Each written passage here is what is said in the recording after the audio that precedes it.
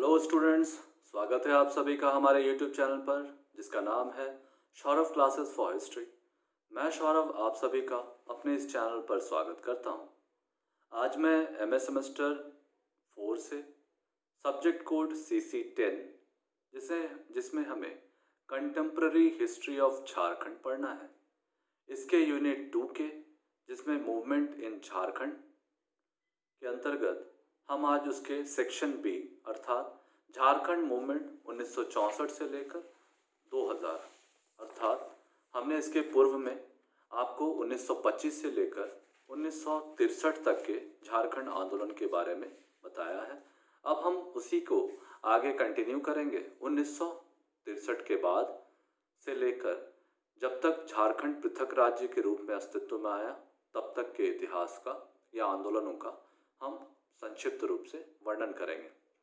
तो जैसा कि आप लोगों को हमने बताया कि झारखंड आंदोलन का सूत्रपात छोटा नागपुर उन्नति समाज के द्वारा और बार्थोलोमन को इनके प्रणेता माने गए, जिसका क्रमिक रूप से विकास हुआ।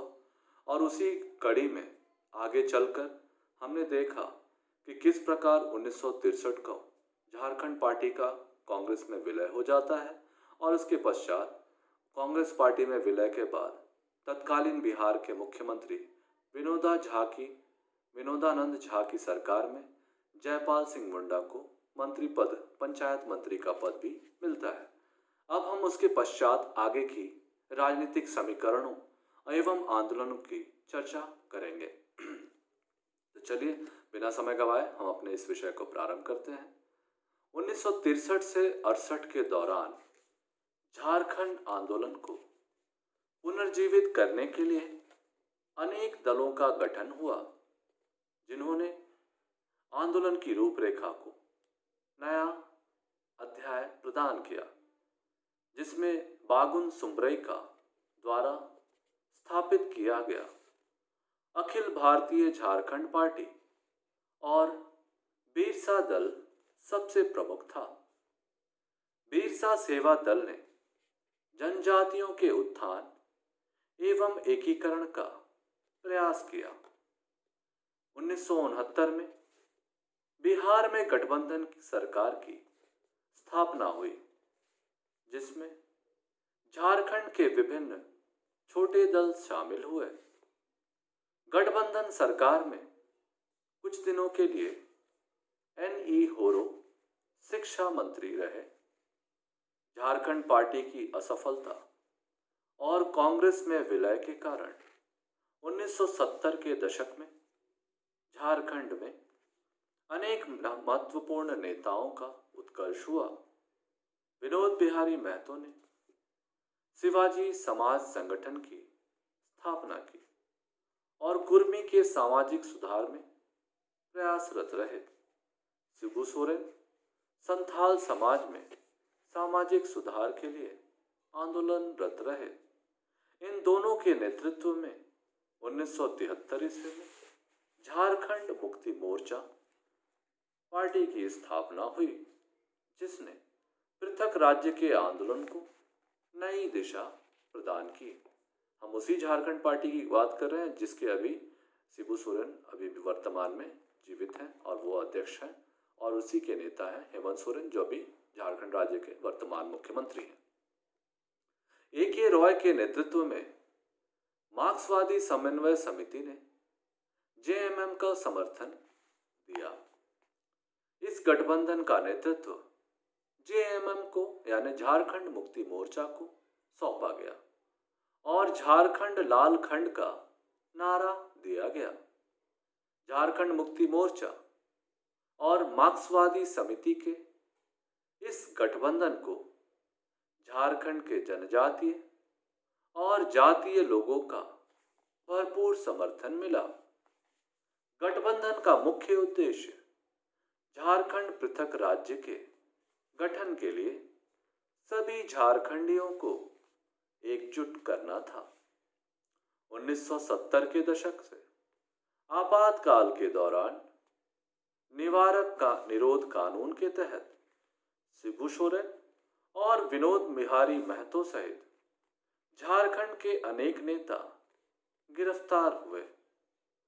1976 77 ईस्वी में झारखंड की विभिन्न दलों ने आपस में मिलकर एक संयुक्त मोर्चे का गठन किया और यह घोषणा की कि तुम मुझे खून दो, मैं तुम्हें आजादी दूंगा।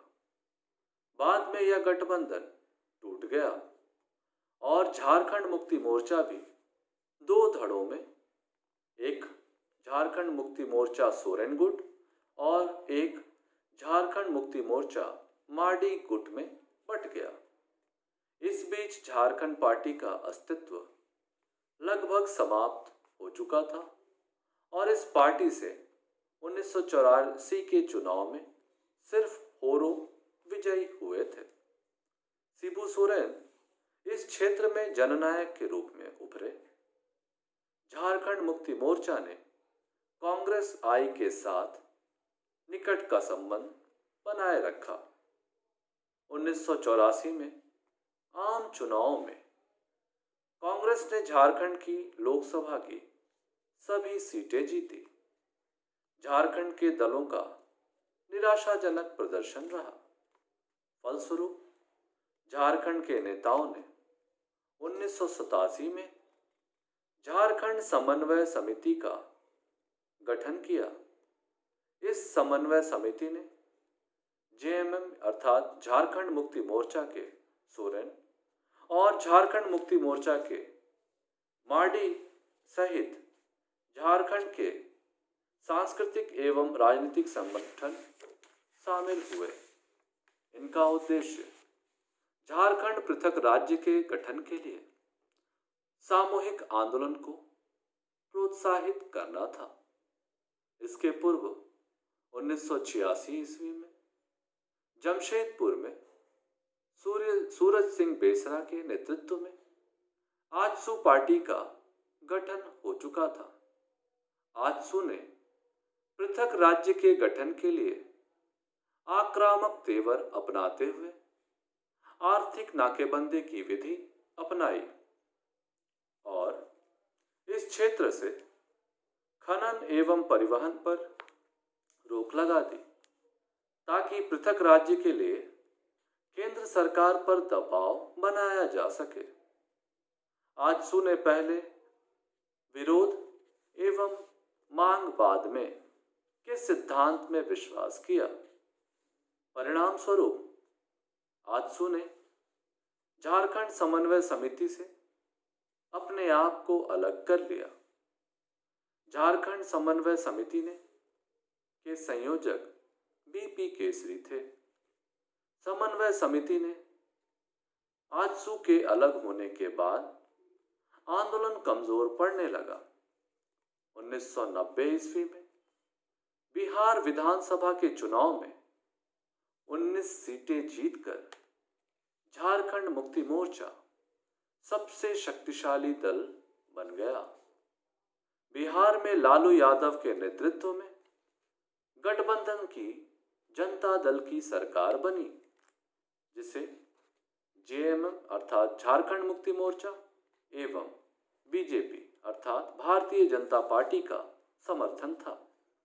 लालू यादव बिहार विभाजन के पक्ष में नहीं थे और उसने घोषणा की कि झारखंड हमारी लाश पर बनेगा।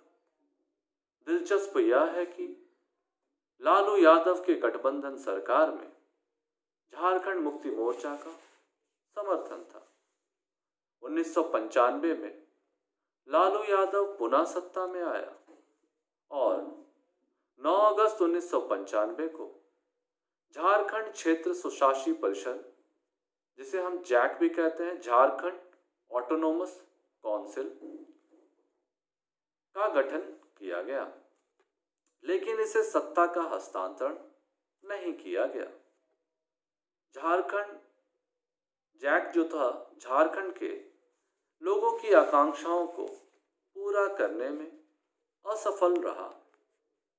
झारखंड के लोग क्षेत्रीय स्वायत्तता की मांग कर रहे थे और उन्हें जैक के नाम पर सिर्फ एक क्षेत्रीय विकास परिषद मिला। 1991 में पहली बार बीजेपी ने अपने चुनावी घोषणा पत्र में व्यवहारिक दृष्टिकोण अपनाते हुए सिर्फ बिहार के 16 जिलों को मिलाकर वनांचल राज्य के गठन के प्रस्ताव दिए। 1997 में बिहार की राजनीतिक स्थिति बदल गई।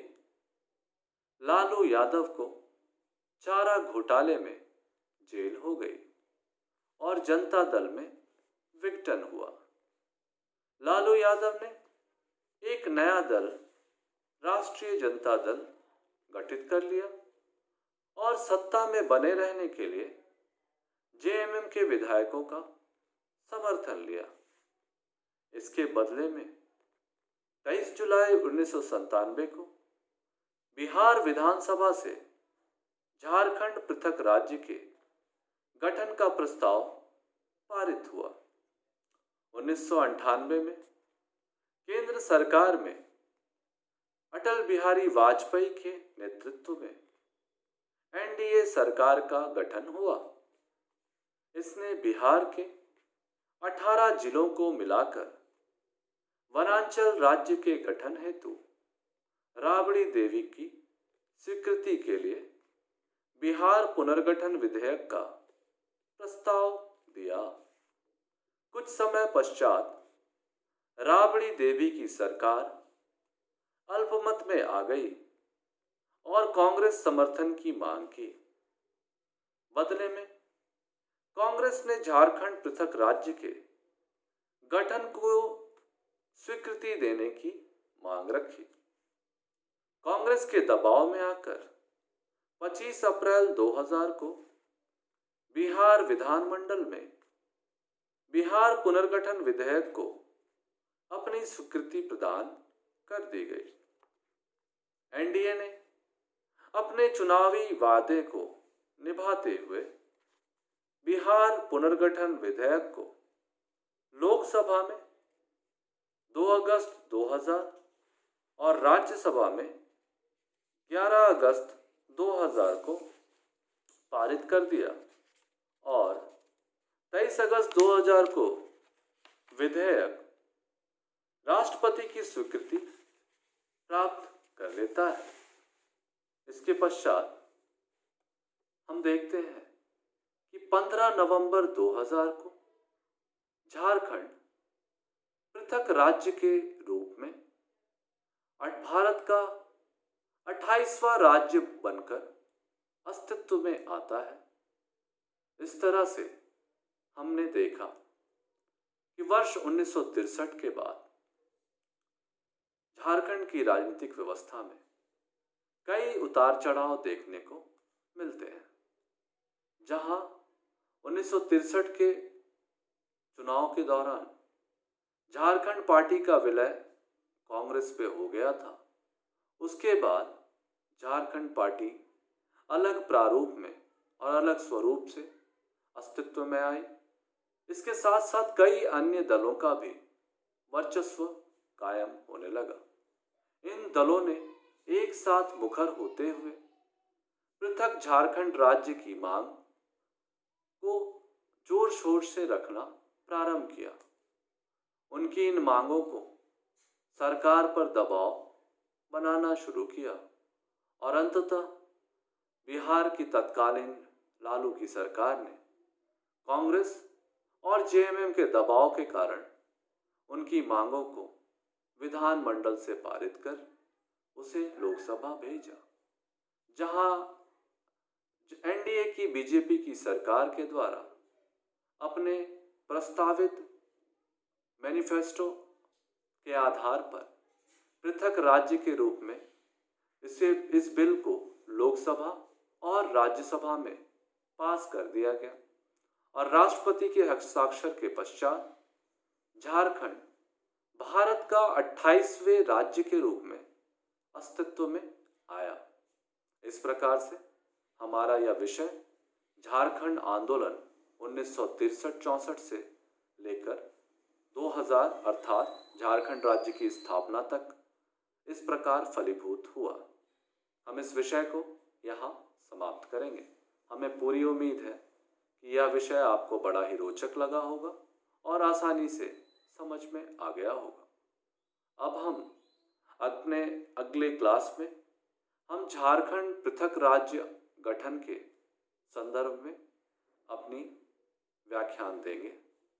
आप उनको अच्छे से देखिएगा, क्योंकि यह संपूर्ण झारखंड आंदोलन को एकीकृत रूप से अभिव्यक्त किया जाएगा, अर्थात झारखंड कैसे पृथक राज्य के रूप में अस्तित्व में आया, उसके सभी संघर्षों को एक जगह हम रखेंगे। तो आज के लिए बस इतना ही। हम अगले क्लास में एक नए विषय के साथ फिर से हाजिर होंगे। तब तक के लिए धन्यवाद।